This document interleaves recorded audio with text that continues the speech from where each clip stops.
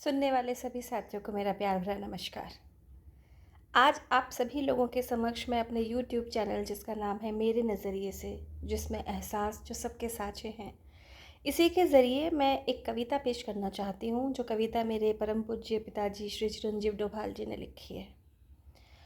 और ये कविता के जो एहसास हैं, जो उन्होंने लिखे हैं, वो उनके बचपन से जुड़ी हुई यादों से हैं।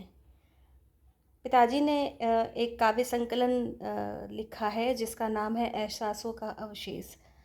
एहसासों के अवशेष से ली गई इस कविता में बचपन की वो यादें उन्होंने शामिल की हैं और एक्चुअली एक गांव का परिदृश्य भी इसके अंदर बताया हुआ है। जब वो छोटे थे तब गाय वगैरह सब होती थी, जैसे कि पुराने ज़माने में है कि गाँवों में आज भी यही चलन है कि गाय तो पाली ही जाती है। और पिताजी का काम स्कूल जाना भी था और उसके बाद में एक जो ड्यूटी थी वो ये भी थी कि गायों को जंगल चराने के लिए लेकर जाना है।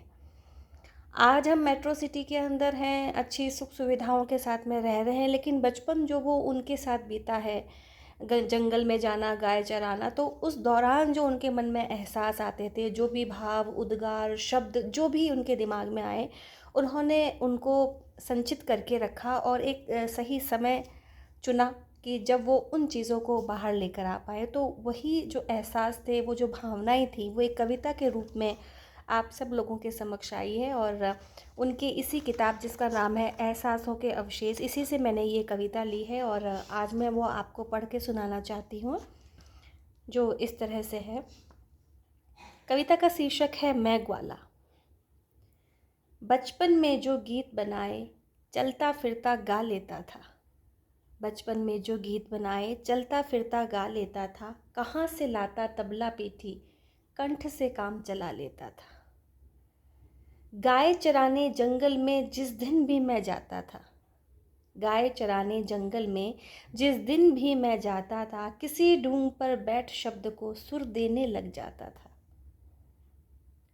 बनचर वृक्ष पखेरु मेरे नियमित श्रोता होते थे। जंगल में आपको और कोई नहीं मिलेगा, बस यही मिलेंगे। बनचर वृक्ष पखेरु मेरे नियमित श्रोता होते थे। निर्झर शब्द सुनाते झरने तीन ताल ध्वनि देते थे। वृक्ष पत्र और सूखी छिम्मी, वृक्ष पत्र और सूखी छिम्मी हवा के संग जब हिलती थी, ताल कहरवा और दादरा झपलाती गत मिलती थी।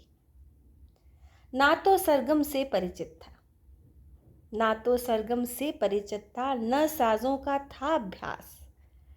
न तो सरगम से परिचित था, न साजों का था अभ्यास। देख के आनंदित होता था प्रकृति नटी का मोहन रास।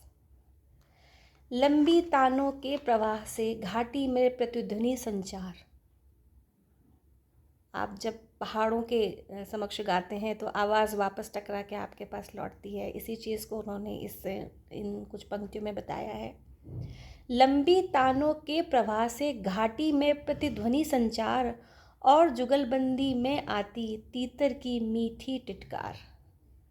गीतों के बोलों को सुर में देता नहीं अगाता था, गीतों के बोलों को सुर में देता नहीं अगाता था। नाद ब्रह्म के साथ समागम हो जैसा सुख पाता था। कहाँ से लाता तबला पेटी, कंठ से काम चला लेता था।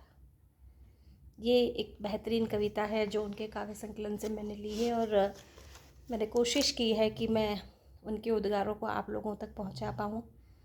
आप सभी लोगों से मेरी प्रार्थना है कि मेरे यूट्यूब चैनल मेरे नज़रिए से को सब्सक्राइब करें, लाइक करें, शेयर करें और पिताजी की इस कविता को अपने शब्दों और अपने कमेंट्स के ज़रिए सराहें। शुक्रिया बहुत बहुत।